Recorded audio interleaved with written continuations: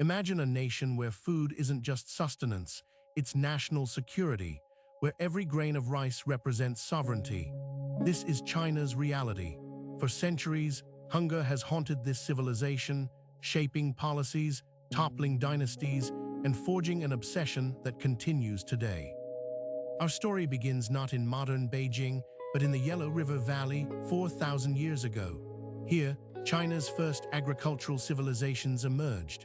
From the beginning, food production wasn't just farming, it was statecraft. The legendary Emperor Shennong taught his people to cultivate grains, establishing a fundamental truth: whoever controls food controls the people.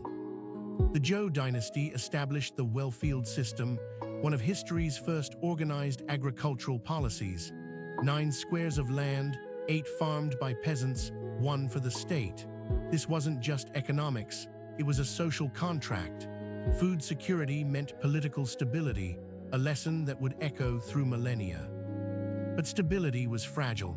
The spring and autumn period saw the first recorded famines. States rose and fell with harvests. Philosophers like Confucius observed, "Food is the first necessity of the people." This wasn't poetry, it was survival wisdom that would become state doctrine. Fast forward to the Qing dynasty's final century. This period, known as China's Century of Humiliation, saw foreign powers exploiting Chinese weakness, including food insecurity. Opium wars devastated agriculture as farmland turned to poppy fields. Hunger became a weapon of colonial control. When Mao Zedong declared the People's Republic in 1949, he faced a starving nation. His first priority: we must solve the food problem. The land reform movement redistributed fields to peasants, but the challenge was monumental: feeding a population that had doubled in a century. Then came the Great Leap Forward, a disaster that would scar China's collective memory. Ambitious agricultural policies backfired catastrophically. Between 1959 and 1961, an estimated 15 to 45 million people died from famine. This wasn't just tragedy, it was a national trauma that reshaped China's soul. Deng Xiaoping's reforms brought recovery, but the lesson was seared into policy: never again. His famous declaration, "It doesn't matter if a cat is black or white, as long as it catches mice," applied to agriculture. Any method that produced food was valid. Pragmatism replaced ideology at the dinner table. Enter the 21st century. China joins the WTO in 2001, gaining access to global food markets. But instead of relaxing, China doubles down on self-sufficiency. Why? Because food had become geopolitical. Control your grain, control your destiny, an ancient lesson with modern urgency. Today, China maintains the world's largest grain reserves, enough to feed its population for months without imports. These aren't just silos, they're strategic assets. Located across the country, they represent a physical Great Wall against hunger, a buffer against global market fluctuations. The numbers are staggering. China produces and consumes about 28% of the world's meat, 30% of its rice, and 18% of its wheat. But here's the paradox. With only 7% of the world's arable land, China feeds 20% of the global population. This math drives the obsession. Water tells another part of the story. Northern China, home to most wheat production, faces severe water scarcity. The South-North Water Transfer Project, the largest of its kind, diverts water to farmlands. Food security isn't just about soil, it's about controlling every element of the agricultural chain. Technology has become China's new agricultural frontier. From satellite-monitored fields to AI-driven crop management, China invests billions in agri-tech. Drones pollinate pear trees, sensors monitor soil health, ancient farming meets cutting-edge science in the quest for food sovereignty. But technology has limits. Climate change poses an existential threat. Rising temperatures, unpredictable rainfall, and extreme weather could devastate harvests. China's response: adaptation as national security. Climate-resilient crops, weather modification programs, every innovation serves the food security mission.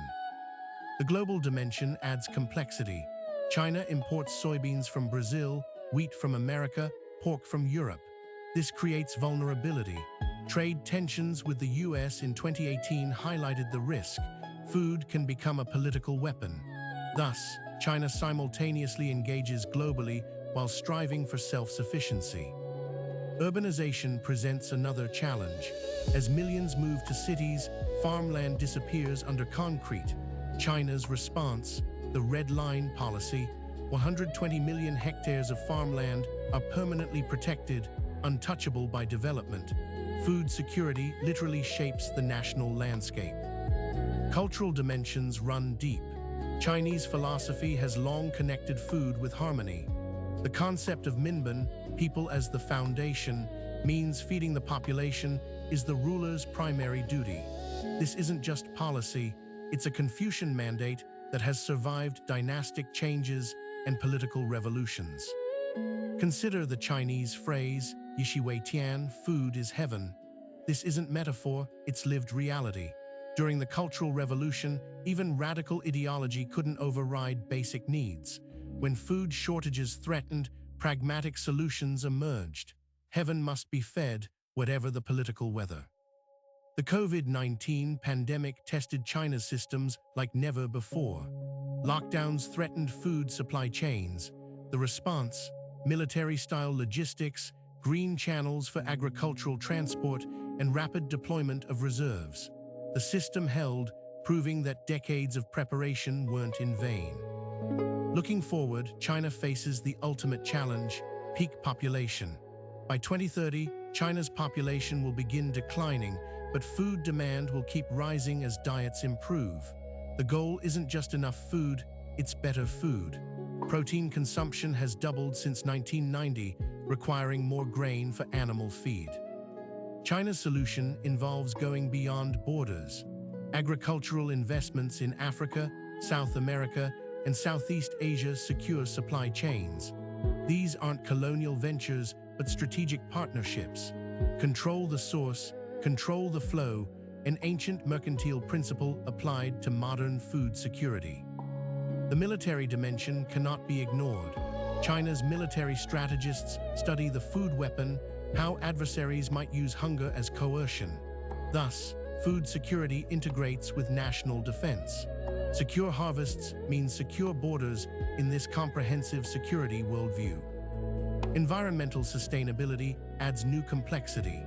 China's shift toward organic farming, reduced pesticide use, and soil conservation shows that food security now includes ecological dimensions. The goal isn't just quantity today, but fertility for generations tomorrow. The human element remains central. Millions of Chinese farmers, average age rising, face the burden of feeding the nation.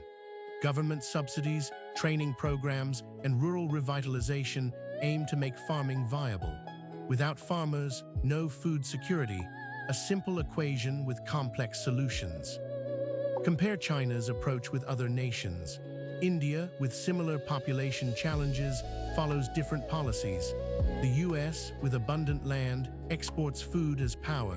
China's path is unique, maximum self-sufficiency combined with strategic imports, a hybrid model born of historical necessity. Critics argue China's obsession comes at a cost: environmental degradation, trade tensions, and inefficient resource use.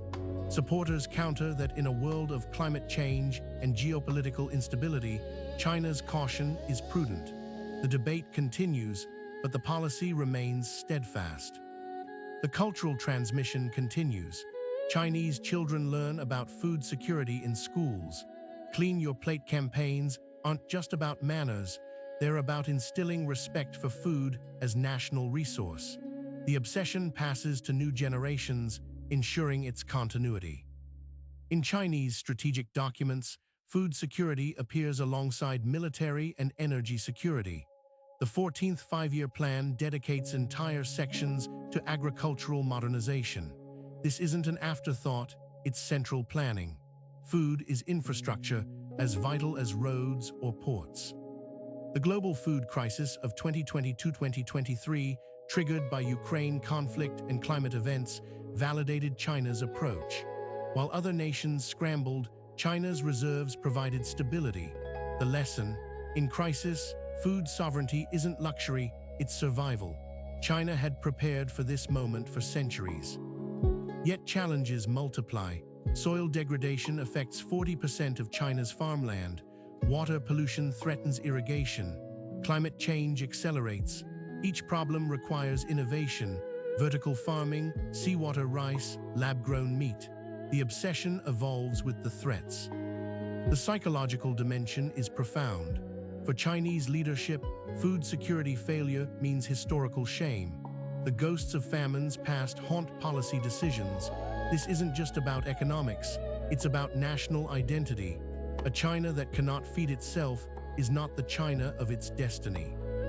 As we conclude, consider this: China's food security obsession represents civilization-scale thinking. It spans millennia, integrates every sector of society, and plans for centuries ahead. In a world of short-term thinking, China plays the long game, a game where the stakes are survival itself. The next time you see a bowl of rice in China, remember, it's not just food. It's history, strategy, culture, and sovereignty. It's a nation's memory of hunger and determination never to hunger again. China's obsession with food security is ultimately an obsession with survival and the will to thrive against all odds.